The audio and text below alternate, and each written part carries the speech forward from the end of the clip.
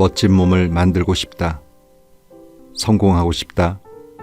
다른 삶을 살고 싶다라는 꿈을 꾸고 그 꿈을 이루고자 얼마나 많은 다짐을 했던가. 잔인한 말 같지만 아무리 성공에 관한 책을 읽어도 인생은 바뀌지 않고 회사를 옮기거나 결혼을 해도 당신의 인생에 반전이 일어나는 일은 없을 것이다. 계속 실패해온 사람은 앞으로도 계속 실패할 것이고 소극적으로 살아온 사람은 앞으로도 소극적으로 살아갈 것이며 건강에 대한 걱정이 많은 사람은 계속 건강을 걱정할 것이다. 왜 그럴까? 사람들은 자기도 모르는 사이에 인생의 각본을 써놓고 그 각본대로 살기 때문이다.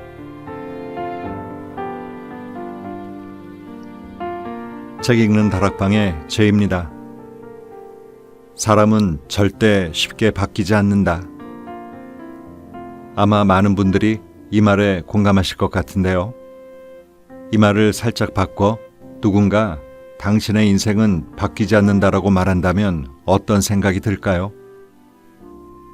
내 인생은 마음먹기에 따라 충분히 바꿀 수 있어 하고 반박하고 나설 수도 있겠지만 지금까지 살아온 여정을 되돌아보면 그게 말처럼 쉽지가 않다는 걸 어느 정도 인정할 수밖에 없을 겁니다. 오늘 소개해드릴 책 불필요한 생각 버리기 연습의 저자 스즈키 도시아키는 다짐하고 노력하는데도 불구하고 인생이 바뀌지 않는 이유가 사람은 자기도 모르는 사이에 쓴 자신의 각본대로 살고 있기 때문이라고 얘기를 합니다. 이게 대체 무슨 얘기인지 서문에 있는 글을 통해 먼저 알아볼까요? 일이 잘 풀리다가 결정적인 순간에 꼬여버린다.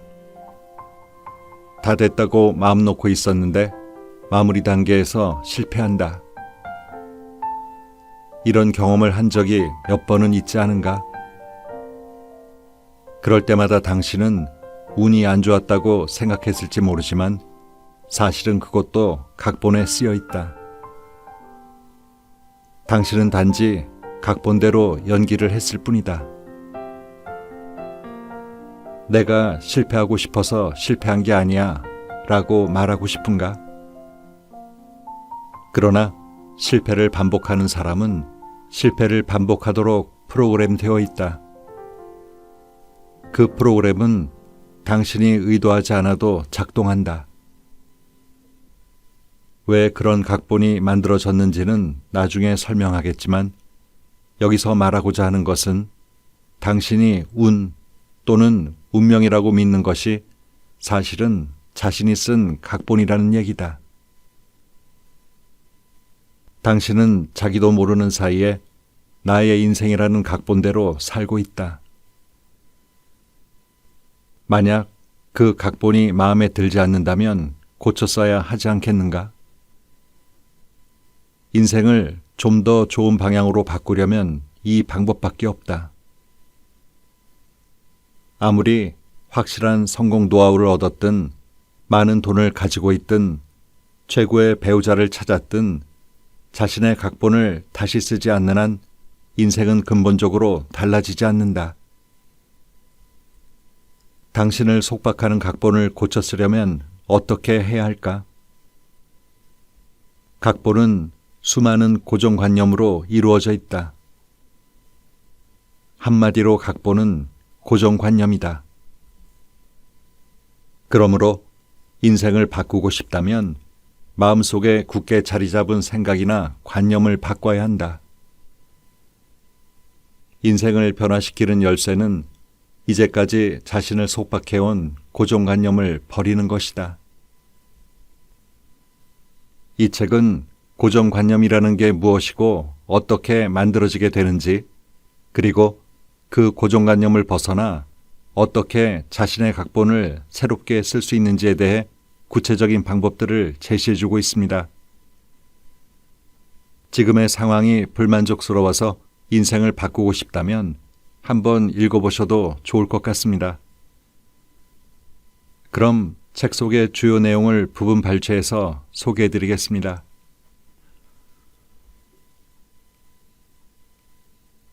사는 대로 생각하지 말고 생각하는 대로 살라는 말. A는 어렸을 때부터 공부를 잘해서 줄곧 1등을 놓치지 않았다.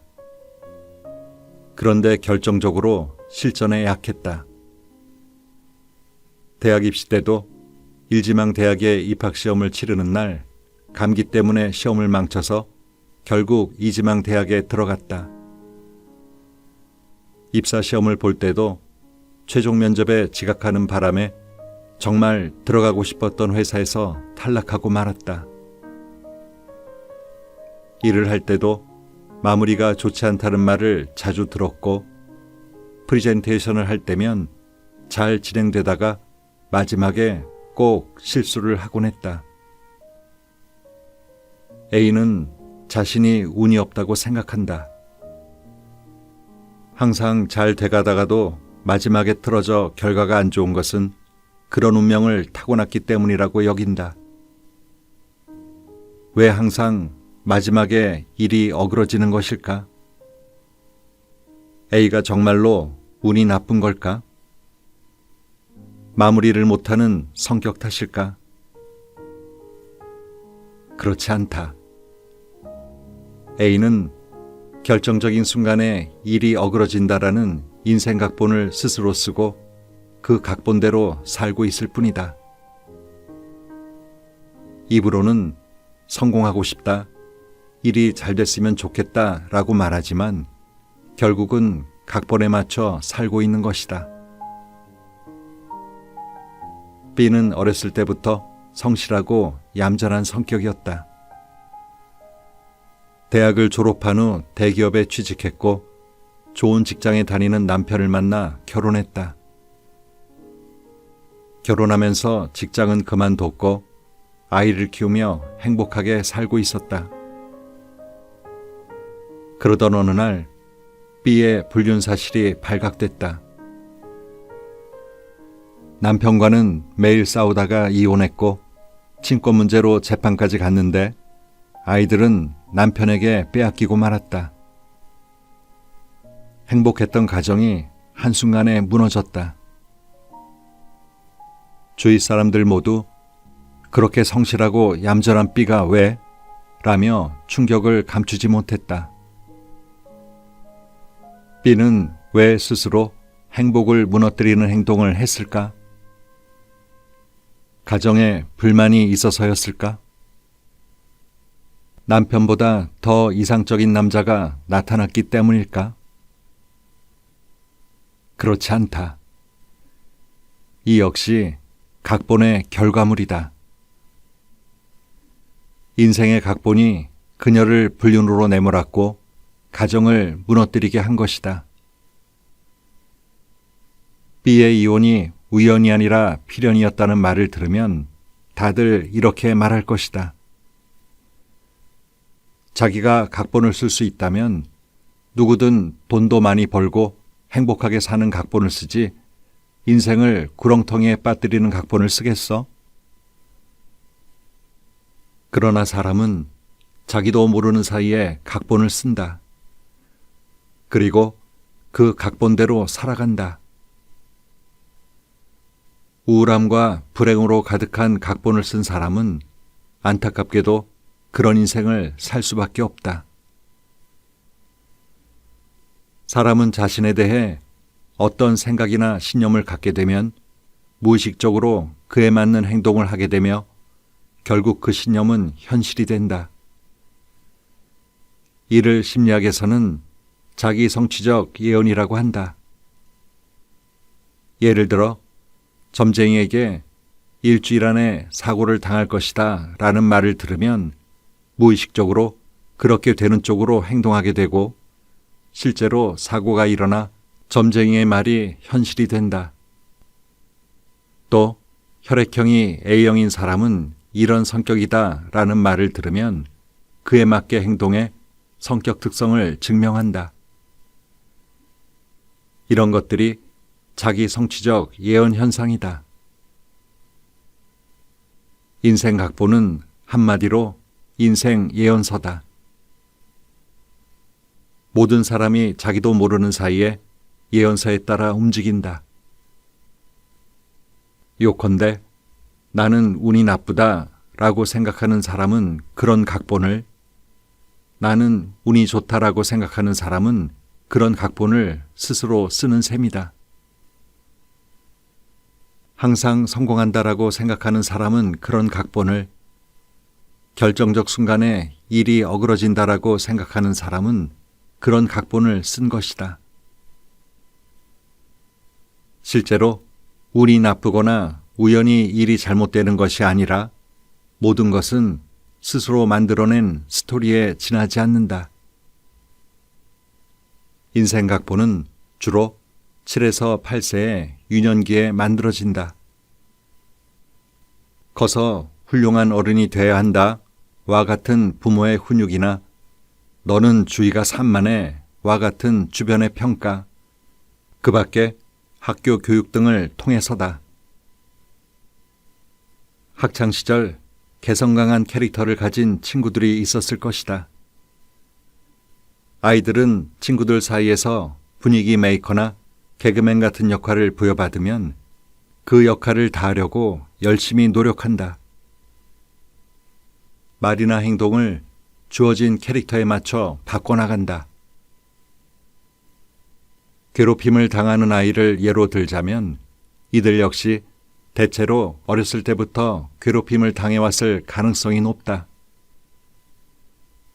무의식 중에 주위 환경에 맞는 캐릭터를 연기하는 것이다. 자신에게 주어진 캐릭터를 연기하는 것이 편하기 때문이다. 인생 각본은 이 캐릭터와도 같다.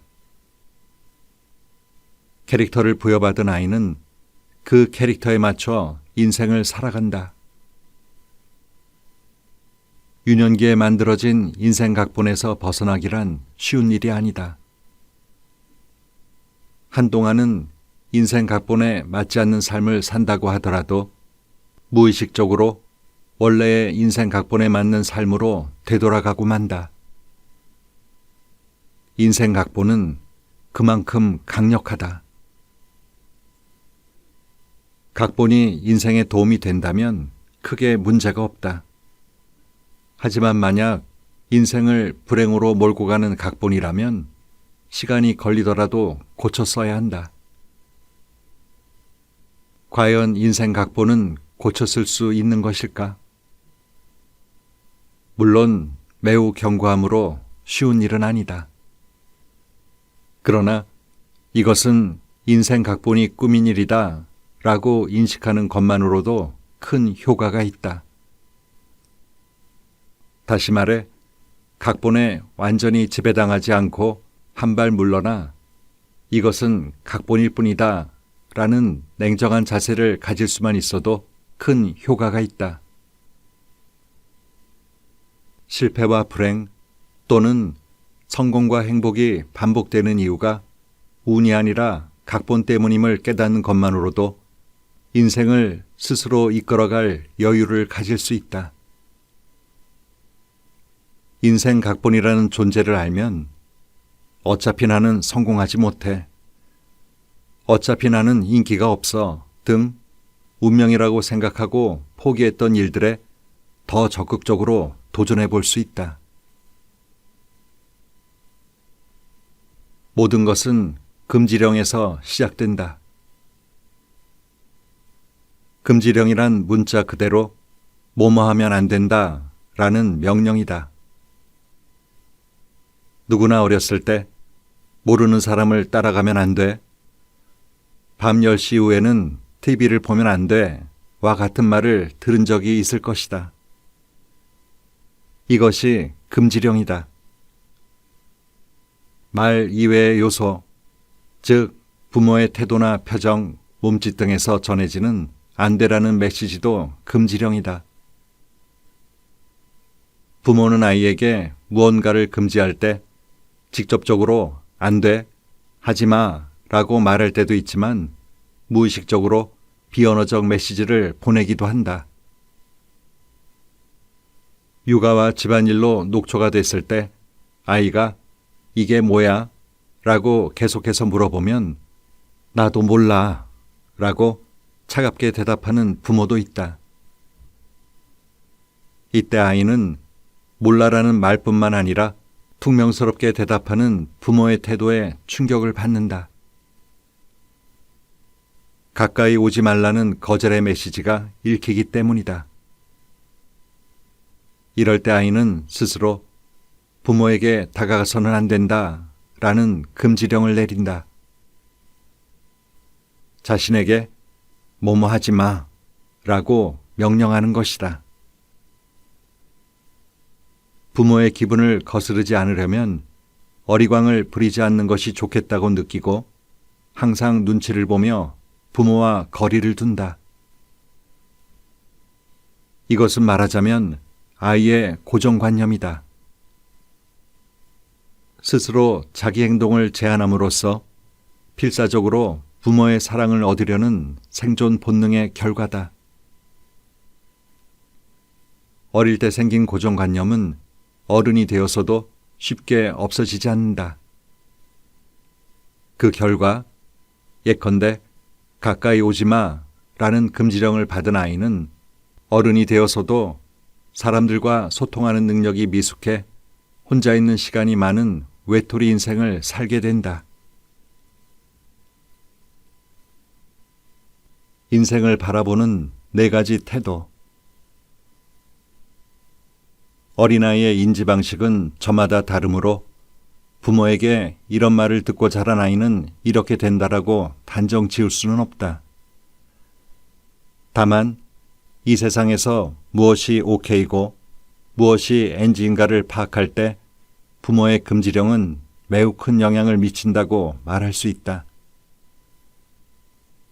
유년기에 생긴 금지령에 따라 세상을 보는 4가지 방식이 만들어진다. 교류 분석에서는 이를 태도라고 부른다. 즉, 인생에 대한 기본적인 태도다. 인생의 바탕에 어떤 태도를 가지고 있느냐에 따라 어른이 된 뒤 인간관계를 맺는 방식이 달라지므로 이는 아주 중요한 문제다. 첫 번째, 나도 오케이, 너도 오케이. 이 세상에 살아있는 모든 것은 가치가 있다. 내가 싫어하는 행동은 다른 사람에게 하지 않는다와 같이 자신과 타인을 모두 긍정하는 태도다. 이런 태도를 가진 사람 중에는 행복한 인생 각본을 가지고 충실한 삶을 살아가는 사람이 많다.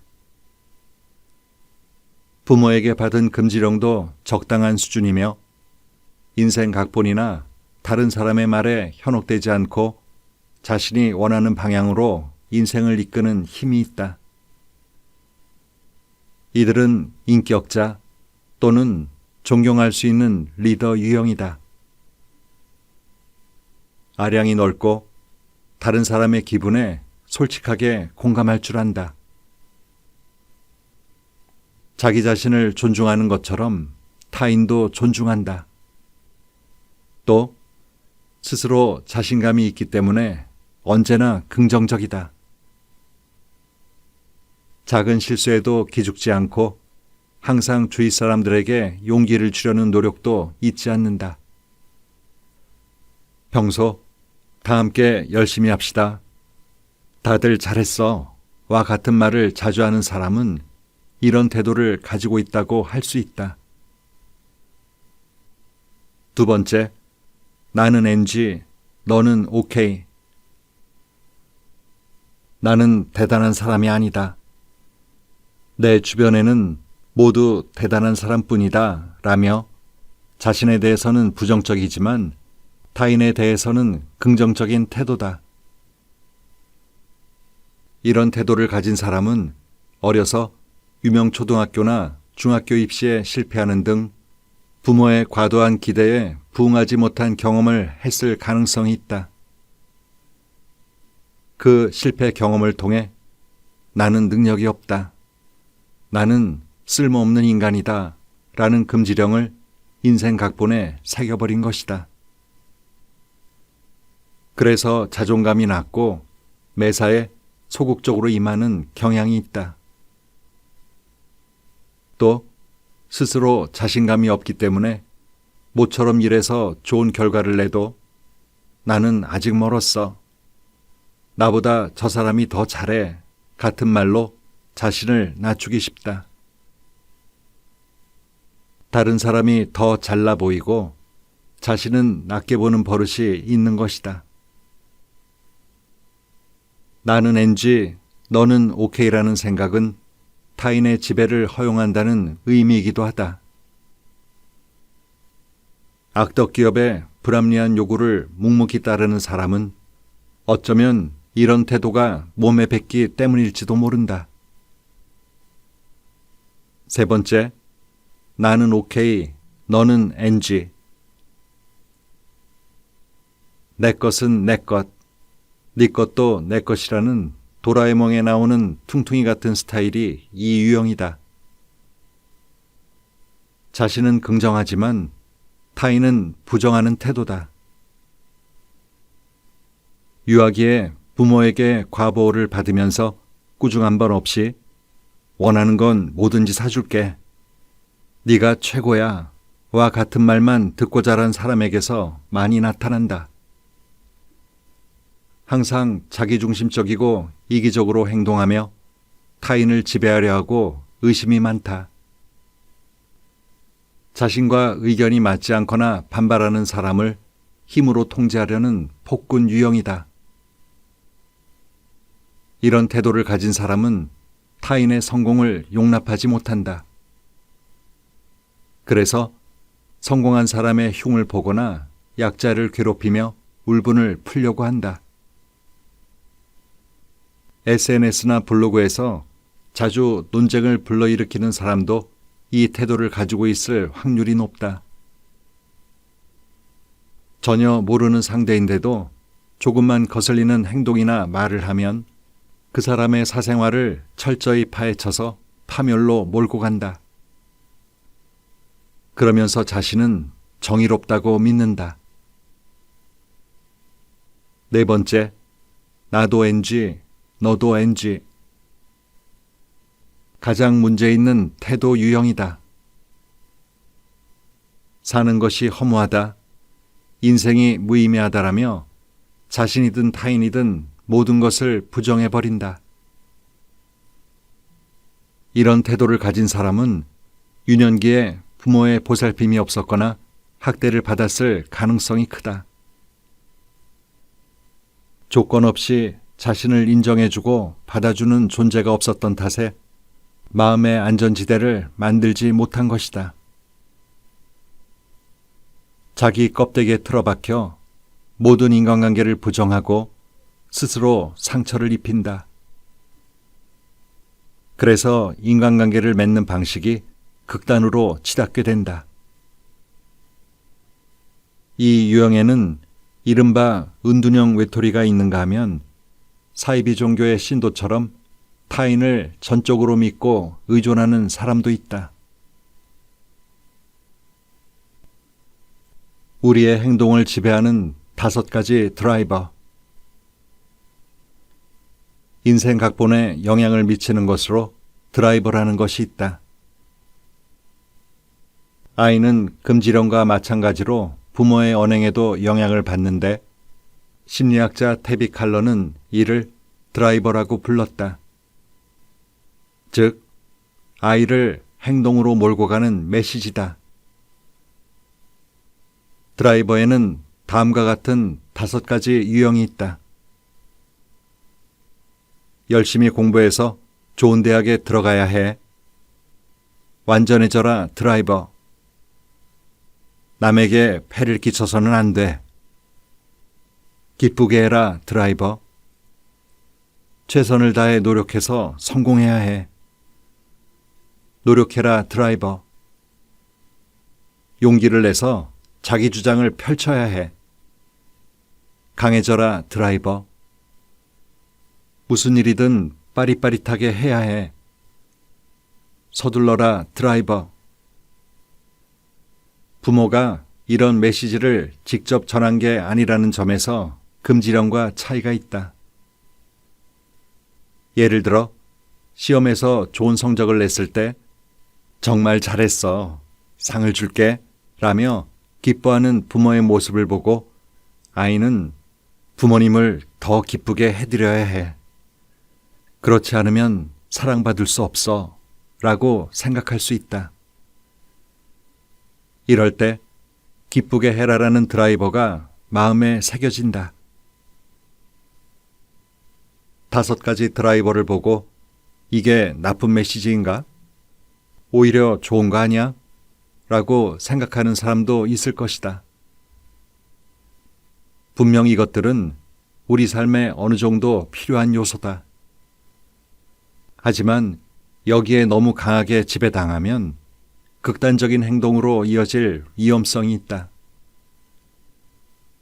예컨대 노력해라라는 드라이버에 지배당한 사람은 주변에서 다들 말리는데도 잠자는 시간까지 아껴가며 일에 집중한다. 하지만 결국 몸이 망가져서 일을 하고 싶어도 할 수 없게 되면 자기만 고통받을 뿐이다. 적당히를 배우는 것도 인생에서 무척 중요한 일이다. 힘이 붙이는데도 더 노력해야 한다는 생각이 들 때 어깨와 힘을 조금만 빼자라며 자신을 다독이자. 고정관념대로 살면 인생이 단순해진다. 왜 사람은 고정관념을 가지는 걸까? 고정관념이 뇌의 부담을 줄여주므로 편하게 사는데 도움이 되기 때문이다. 만약 고정관념이 없다면 어떻게 될까? 극단적으로 말하면 옷을 입어야 하나? 가족을 믿어야 하나? 식사는 해야 하나? 라는 것부터 생각해야 한다. 당신이 이렇게 책을 읽을 수 있는 것도 그동안의 경험이 만들어낸 일종의 고정관념 덕분이라고 할 수 있다. 사람은 보다 효율적으로 살기 위해 불필요한 생각을 하지 않도록 고정관념을 갖는다. 정상적인 일상생활을 유지하려면 왜라는 의심의 고리를 적당한 곳에서 끊어낼 필요가 있다.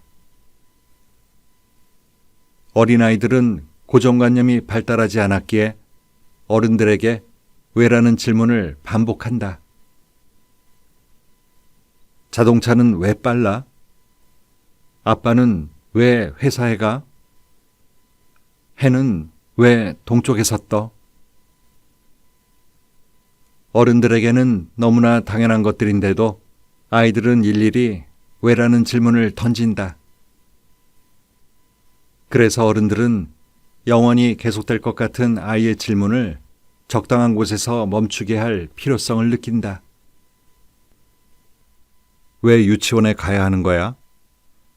유치원에 가야 초등학교에 갈 수 있거든. 왜 초등학교에 가는 거야? 공부하려고 가는 거야. 왜 공부를 해야 하는데? 그건 꼭 해야 하니까. 그만 물어보고 가서 자. 아마도 많은 사람이 어렸을 때 엄마나 아빠와 이런 식의 대화를 한 적이 있을 것이다. 이처럼 왜, 어째서라고 근거를 찾아 영원히 거슬러 올라가는 것을 무한 후퇴라고 한다. 아이는 왜를 반복하면 결국 최종적인 진실에 도달할 수 있다고 생각하지만 어른들은 의문에 궁극적인 답이 없다는 것을 이미 알고 있기 때문에 적당한 시점에서 질문을 중단시킨다. 그러면 자신의 의문에 대한 궁극적인 답을 듣지 못한 아이는 의아해하면서도 공부는 해야 하는 것이라고 받아들인다. 그리고 이것이 고정관념이 된다. 시간이 지나면서 아이는 시험을 잘 보기 위해서 공부를 해야 한다. 좋은 직장에 들어가기 위해서 좋은 학교에 들어가야 한다와 같은 다양한 고정관념을 갖게 된다. 공부를 못하는 아이는 나고자라는 꼬리표도 사회가 만들어낸 고정관념일 뿐이다. 공부를 해야만 한다는데 합리적인 근거가 없듯이 세상에서 통용되는 상식 중 많은 것이 합리적 근거를 가지고 있지 않다. 인생을 대하는 이상적인 자세. 나쁜 고정관념을 가지기 쉬운 사람은 그런 사고를 하는 체질이라고 할 수 있다. 그런 고정관념 체질을 근본부터 치료할 때 큰 힌트가 되는 것이 태도다. 애초에 인생을 대하는 태도를 바꾸지 않으면 진정으로 고정관념에서 벗어나기 어렵다. 따라서 고정관념 체질을 개선하려면 먼저 태도를 바꿔야 한다. 인생을 대하는 태도의 이상적인 방향은 두말할 필요도 없이 나도 오케이, 너도 오케이다. 이 태도를 가지고 있으면 앞으로 어떤 일이 일어나든 좋은 방향으로 해석할 수 있다. 그러므로 태도를 수정하는 것은 인생을 긍정적으로 파악하는 데 매우 중요하다. 태도를 수정할 때는 긍정적인 스트로크가 중요하다. 사람은 본래 애정이나 승인을 갈구한다. 자멸 게임이나 공격 게임을 하는 사람은 다른 사람의 인정을 얻기 위해 어쩔 수 없이 그런 행동을 하는 것일 뿐 본심은 대단하다, 잘했어, 그 정도면 충분해 라는 말을 듣고 싶어 한다. 교류 분석에서는 상대의 이런 애정 어린 말 또는 태도나 동작을 긍정적 스트로크라고 부른다. 사람은 긍정적 스트로크를 갈구한다. 마음속에 모아둔 긍정적 스트로크가 줄어들고 부정적 스트로크가 늘어나면 어떻게든 긍정적 스트로크를 얻어서 균형을 잡으려 한다. 그런데 긍정적 스트로크를 받지 못할 때는 원하지 않는 게임을 반복한다. 긍정적 스트로크를 얻지 못할 바에야 부정적 스트로크라도 얻으려는 것이다. 부정적인 것이라도 무시당하는 것보다는 낫다고 생각하기 때문이다. 이상적인 것은 긍정적 스트로크를 통한 교류다. 상대를 인정하고 자신도 인정받기, 혹은 상대를 칭찬하고 자신도 칭찬받기와 같은 커뮤니케이션을 통해 긍정적 스트로크가 충족되면 인생에 대한 태도가 나도 오케이, 너도 오케이에 가까워진다. 고민거리가 사라지지 않는 사람의 유형. 원론적인 이야기지만 고민하는 것은 사실 고민해서는 안 돼 라는 고정관념에 사로잡힌 것일 뿐이다. 성질 급한 내가 싫다. 싫다고 분명하게 말하지 못한다. 사람들 앞에 서면 말을 하지 못한다 등 대부분의 사람은 다양한 고민을 안고 하루하루를 살아간다. 그러나 그러면 좀 어때? 라고 생각해 보면 대부분의 고민은 가벼워진다. 사실은 이렇게 하고 싶지만 현실에서는 할 수가 없다라고 느낄 때 사람들은 보통 이래야 해 라고 생각한다. 성질이 급한 사람은 그만큼 결단이 빠르고 행동력도 있다. 무리하게 고치려고 하지 않고 단점을 효과적으로 활용할 방법을 고민하는 편이 스트레스가 되지 않는다. 마찬가지로 나는 끈기가 없다라고 고민하는 사람은 끈기가 없으면 좀 어때? 라고 생각해 보자. 한 가지 일에 집중하지 못한다면 동시에 여러 가지 일을 하면 된다. 자기 멋대로 정한 규칙에 고통받는 사람은 다름 아닌 자기 자신이다. 자신의 사고를 가로막고 있는 것이 무엇인지 깨달으면 현실이 달라진다. 고민하고 있다는 것을 고민하는 사람도 있다. 예를 들어 가족의 문제나 친구, 회사에서 맺은 인간관계에 대한 문제는 물론 빨리 해결하는 편이 좋지만 시간이 걸리는 것이 사실이다. 고민은 문제가 있어서는 안 된다, 빨리 해결해야 한다라는 고정관념에서 기인하는 경우가 많다. 그러나 이 세상에는 그날의 고민이나 문제를 확실하게 해결하고 내일로 넘어가는 사람은 거의 없다. 만약 당신이 지금 문제를 안고 현실 속에서 고민하고 있다면 고민해도 괜찮다라고 발상을 전환해 보라. 마음이 한결 가벼워질 것이다. 지금까지 말한 것은 모두 당신이 매일 긍정적으로 살아가도록 돕기 위한 방법론이다. 핵심은 감정은 생각에 따라 바뀐다라는 점이다. 부정적인 생각을 하면 당연히 짜증이 나고 주위 사람들에게 날카로운 태도를 취하기 마련이다. 그러나 생각을 바꾸면 마음이 훨씬 가벼워지고 어깨에 힘이 빠지는 순간이 찾아온다.